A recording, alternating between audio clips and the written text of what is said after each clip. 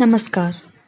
IIT Roorkee का साहित्यिक समूह क्षितिज आप सभी के लिए लाया है एक पॉडकास्ट जहां आप सुनेंगे क्षितिज के सदस्यों द्वारा लिखी कुछ चुनिंदा कहानियां। इस पॉडकास्ट की पहली कहानी है बांसुरी वाला। दाएं हाथ में शराब का ग्लास लिए अपने 2 BHK फ्लैट की खिड़की से शोर भरे शांत शहर को एक टक देखते हुए भावहीन करण उन शराब के घूंटों को पीता रहा। फरिश्ते तो जन्नत में होते हैं ना, भगवान के पास। वहां उन्हें क्या कोई परेशानी हो सकती है? 30 वर्ष का करण आज उस मुकाम पर है जिसे समाज में हर पैमाने के आधार पर सफलता का नाम दिया जा सकता है। पर उसका मन इस सब को हासिल करने के बाद भी कुछ खाली सा है।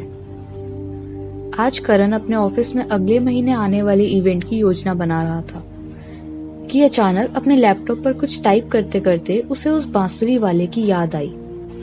आज से कुछ 20 वर्ष पहले वह बांसुरी वाला कुछ उसी उम्र का रहा होगा जितनी उम्र का करण अब है। हर दोपहर ठीक 2:15 बजे के करीब वह करण के मोहल्ले से किसी एक गाने की धुन पर बांसुरी बजाता हुआ गुजरता और बीच बीच में वही गाना गाने भी लगता। जब भी वह आता, करण उस धुन को सुनने के लिए अपने घर की छत पर भागते हुए चला जाता। करण बांसुरी वाले के उस गाने की बोली या उसके मतलब को कभी समझ नहीं पाता था। खैर, समझ तो वह यह भी नहीं पाता था कि शायद ही उस मोहल्ले में किसी ने उस बांसुरी वाले से कभी कोई बांसुरी खरीदी होगी। फिर भी वह हर रोज ठीक समय पर बांसुरी बजाता हुआ वहां क्यों आ जाता? एक दिन जब करण अपने घर के सामने वाले पार्क की बेंच पर बैठा क्रॉसवर्ड की कोई पजल सुलझा रहा था, तभी बांसुरी वाला उसके पास आकर उस बेंच पर बैठ गया। शायद वह थोड़ा थका हुआ होगा और उसी गाने की धुन को बजाने लगा। छोटा सा करण उसे बांसुरी बजाते हुए देखता रहा।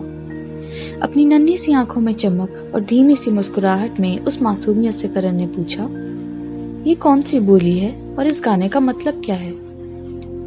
बांसुरी वाला उसे देखकर मुस्कुराया, पर उसने बांसुरी बजाना बंद नहीं किया। करण को लगा कि शायद बांसुरी वाले को उसकी भाषा समझ में नहीं आई। यह एक अकेले फरिश्ते के दुख के बारे में है। करण ने उसकी ओर देखा और भौहें सिकोड़ते हुए पूछा, फरिश्ते तो जन्नत में होते हैं ना, भगवान के पास?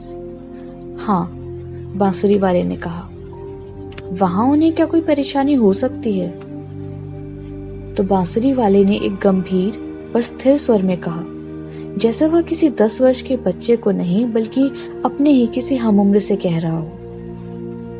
हर बार जन्नत वह नहीं होती जैसी हमें हमेशा से बताई जाती है। कुछ लोगों के लिए वह इससे अलग भी हो सकती है। यह फरिश्ता बहुत उदास रहता था। कोई उसकी ओर मोहब्बत का हाथ नहीं बढ़ाता था और इस वजह से वह सबसे अकेला रह गया।